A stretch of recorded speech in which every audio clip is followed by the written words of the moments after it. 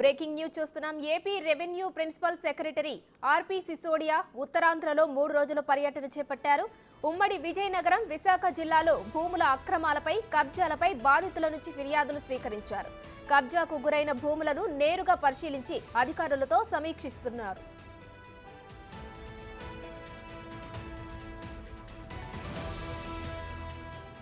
విశాఖపట్నంలో వివాదాస్పద భూములు, దసపల్ల, హైగ్రీవా, రామానాయుడు స్టూడియో, ఎర్రమట్టి దిబ్బలు, స్వరూపానంద భూములను పరిశీలించారు సిసోడియా. రాష్ట్రంలో ఫ్రీ హోల్డ్ భూములు 13 లక్షల ఎకరాలు ఉంటే 25,000 ఎకరాలను గత ప్రభుత్వ హయాంలో రాష్ట్ర వ్యాప్తంగా రిజిస్ట్రేషన్ చేశారు. విశాఖపట్నంలో దాదాపుగా 2,600 ఎకరాల భూములకు ఫ్రీ హోల్డ్ సర్టిఫికేట్ జారీ జరిగినట్టు గుర్తించారు. 606 ఎకరాలను 22A నుంచి తొలగించారు.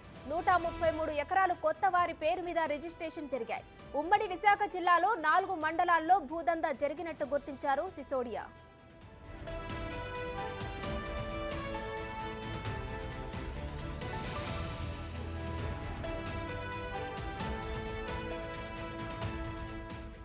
ఫ్రీ హోల్డ్ భూముల అగ్రిమెంట్లు జరిగి రిజిస్ట్రేషన్ కోసం ఎదురు చూసే వారి సంఖ్య తెలియని స్థితి నెలకొంది. ఉత్తరాంధ్రలో అనార్థరైజ్డ్ లేఅవుట్ చాలా ఎక్కువగా ఉన్నాయని, ఎర్రమట్టి దిబ్బలను కొంతవరకు లెవెల్ చేశారని, 1-2 వాగులను కప్పేశారని గుర్తించారు. భూ అక్రమాలను సహించేదే లేదని సిసోడియా పేర్కొన్నారు.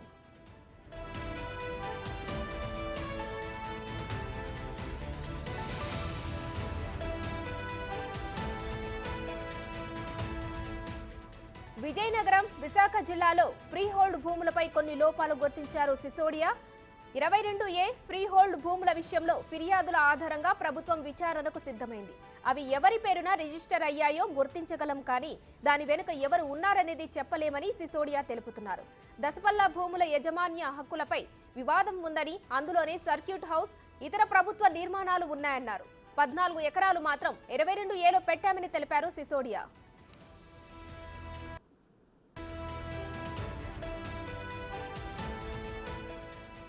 దసపల్ల భూములపై న్యాయ పరిధిలో ఏ విధంగా ముందుకు వెళ్లాలని ప్రభుత్వం చూస్తుందని, నగరంలో ప్రభుత్వ భూముల పరిరక్షణ కోసం డిజిటల్ మ్యాపింగ్ చేయాలన్నారు సిసోడియా.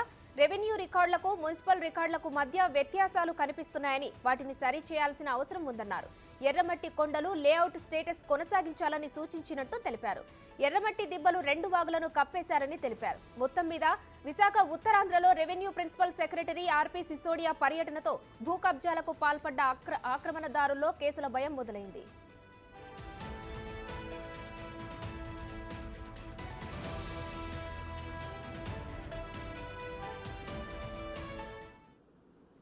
ఇదే అంశానికి సంబంధించి మరిన్ని డీటెయిల్స్ మా ప్రతినిధి విశాఖ రాజు అందిస్తారు.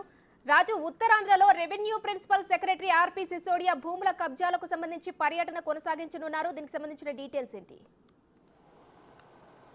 చంద్రబాబు అధికారంలోకి వచ్చిన తర్వాత ఇప్పుడు అంటే ప్రభుత్వానికి సంబంధించినటువంటి భూములు కానీ ఆక్రమణలకు గురైనటువంటి భూముల మీద ప్రత్యేకమైనటువంటి దృష్టి సారించినట్లుగా తెలుస్తుంది. రెవెన్యూ శాఖ ప్రిన్సిపల్ సెక్రటరీ ఆర్పి సిసోడియా రాష్ట్ర వ్యాప్తంగా చేస్తున్నటువంటి ఈ పరిశీలన, అక్రమంగా భూములను కొట్టేయడానికి, కబ్జాలు చేయడానికి చేసినటువంటి ప్రయత్నం గత ప్రభుత్వంలో జరిగింది. ఈ భూములు ఎంత ఉన్నాయనేది ప్రస్తుతం అయితే రెవెన్యూ ప్రిన్సిపల్ సెక్రటరీ ఆర్పి సిసోడియా పూర్తి స్థాయిలో పర్యటన చేసి పరిశీలిస్తున్నటువంటి పరిస్థితి అయితే ఉంది. రాష్ట్ర వ్యాప్తంగా దాదాపుగా ఇప్పటి వరకు 13,000 ఎకరాలకు సంబంధించి, ముఖ్యంగా 13 లక్షల ఎకరాలకు సంబంధించి ఫ్రీ హోల్డ్ సర్టిఫికేట్లకు సంబంధించినటువంటిది జారీ అయినటువంటిది అయితే కనిపిస్తుంది. అంటే ఫ్రీ హోల్డ్ చేసినటువంటి 13 లక్షలు ఉంటే దానిలో 25,000 ఎకరాలని అటు గత ప్రభుత్వ హయాంలో ఫ్రీ హోల్డ్స్ సర్టిఫికేట్స్ జారీ చేశారు. అందులో ఒక్క విశాఖపట్నంలోనే 2,600 ఎకరాలు అయితే ఫ్రీ హోల్డ్ అయినటువంటి పరిస్థితి ఉంది. 606 ఎకరాలు అటు ముఖ్యంగా చూస్తే 606 ఎకరాలని 22Aలో ఉంచారు. 113 ఎకరాలను అసలు ఎవరికి రిజిస్ట్రేషన్ చేశారు కూడా తెలియదు అనేది తేల్చినటువంటి పరిస్థితి ఉంది. గత 3 రోజుల కంటే నిన్న సాయంత్రం వరకు ఆర్పి సిసోడియా పూర్తి స్థాయిలో పరిశీలన అయితే చేసినటువంటి పరిస్థితి ఉంది. అటు ఉత్తరాంధ్రకు సంబంధించి విజయనగరం, విశాఖపట్నంలో విస్తృత స్థాయి పర్యటనలు అయితే చేసినటువంటి పరిస్థితి ఉంది. ఎప్పటి నుంచో వివాదాల్లో ఉన్నటువంటి దసపల్లా భూములు కానీ, అదేవిధంగా స్వామి స్వరూపానందేంద్ర సరస్వతికి సంబంధించి ఇచ్చినటువంటి 15 ఎకరాల భూములను, అదేవిధంగా ఎర్రమట్టి దిబ్బలను, రామానాయుడు స్టూడియోస్, రిషికొండ, ఈ ప్రాంతాల మొత్తాన్ని అన్నింటినీ కూడా ఆర్పి సిసోడియా పర్యటించి పరిశీలించినటువంటి పరిస్థితి ఉంది. అక్కడికి అనేక మంది భూ కబ్జాలకు బలైపోయినటువంటి బాధితులు వచ్చి ఫిర్యాదులు చేశారు. సిసోడియాతో పాటుగా కలెక్టరు, అదేవిధంగా స్థానికంగా ఉన్నటువంటి తహసీల్దార్లు, ఆర్డీఓలు మొత్తం అందరూ కూడా విన్నటువంటి ఎప్పటికప్పుడు ఆ రికార్డులు అనేది చూపించినటువంటి పరిస్థితి కనిపిస్తుంది.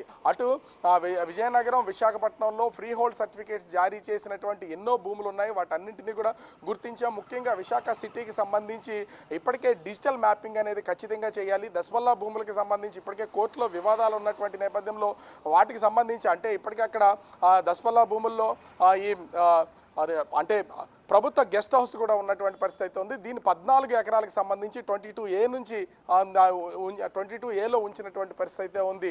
అంటే ఈ స్థాయిలో గుర్తింపులు అయితే చేసినటువంటి ఉన్నటువంటి నేపథ్యంలో ఆర్పి సిసోడియా పర్యటనతో ఒక్కసారిగా భూ కబ్జాలకు, ఆక్రమణలకు పాల్పడినటువంటి కబ్జాదారులు గుండెల్లో రైళ్లు పరిగెడుతున్నాయని చెప్పాలి. ఎవరి మీద కేసు ఎప్పుడు నమోదు చేస్తారో అనేది అర్థం కావట్లేదు. కానీ ఒక ఆర్పి సిసోడియా మాత్రం ఒక ప్రకటన అయితే చేశారు. ఎవరి పేరు మీద ఇవన్నీ రిజిస్ట్రేషన్ అయ్యాయో తెలుసుకోగలం, కానీ దీని వెనక ఎవరున్నది, నిందితులు ఎవరు, దోషులు ఎవరు, ప్రేరేపించబడినటువంటి వాళ్ళు ఎవరనేది తేల్చలేము అని చెప్పినటువంటి పరిస్థితి కనిపిస్తుంది. గత ప్రభుత్వ హయాంలో ఏ స్థాయిలో ఒక్క విశాఖ నగరంలోనే అంటే విశాఖ నగర పరిధి 50 కిలోమీటర్లు ఉంటుంది. ఇక్కడే 2600 ఎకరాలకు సంబంధించి ఫ్రీ హోల్డ్ సర్టిఫికెట్లు జారీ చేశారంటేనే దీన్ని బట్టి అర్థం చేసుకోవచ్చు ఏ స్థాయిలో భూ ఆక్రమణలు జరిగాయి అనేది. ఖచ్చితంగా ఇప్పుడు ఉన్నటువంటి చంద్రబాబు ప్రభుత్వం దీని మీద కఠినమైనటువంటి చర్యలు తీసుకునే దిశగానే ముందడుగు వేస్తున్నటువంటి పరిస్థితి అయితే ఉంది. రాష్ట్ర వ్యాప్తంగా ఫ్రీ హోల్డ్ జారీలకు సంబంధించి 13 లక్షల ఎకరాలు ఉంటే ఇప్పటికీ 25,000 ఎకరాలను ఫ్రీ హోల్డ్ చేసేసారంటేనే భూ కబ్జాలకు ఏ స్థాయిలో అంటే అధికారికంగానే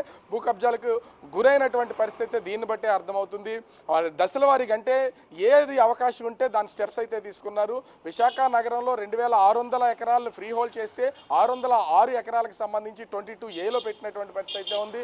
133 ఎకరాలకు సంబంధించి అసలు ఎవరి పేరు మీద రిజిస్టర్ అయ్యాయో కూడా తెలియదు. అంటే ఇక్కడ ఈ పోరంబోక భూములో లేకపోతే వాల్యూ లేనటువంటి భూములకు సంబంధించి అయితే ఎవరు పట్టించుకునే పరిస్థితి ఉండదు. కానీ ఇక్కడ ఎకరం దాదాపుగా ఎక్కడ అంటే సిటీ పరిధి దాదాపుగా 15-20 కిలోమీటర్ల సరౌండ్లో ఎక్కడ చూసినా ఎకరం 10 కోట్ల నుంచి 20 కోట్ల రూపాయల వాల్యూ ఉన్నటువంటి భూములు ఇవన్నీ. వీటన్నింటికీ సంబంధించి ప్రస్తుతం అయితే ఆర్పి సిసోడియా పూర్తి స్థాయిలో విచారణ అయితే చేస్తున్నటువంటి పరిస్థితి అయితే ఉంది. నిన్నటికి అటు విజయనగరం, విశాఖపట్నంలో 3 రోజులు పర్యటించి ఒక నివేదికను తయారు చేసి సీఎంకి అందించే అవకాశం అయితే ఉంది. దీని తర్వాత ఎలాంటి చర్యలు చేపడతారనేది మాత్రం వేచి చూడాల్సినటువంటి పరిస్థితి కనిపిస్తుంది. Umashree. Right, thank you Raju.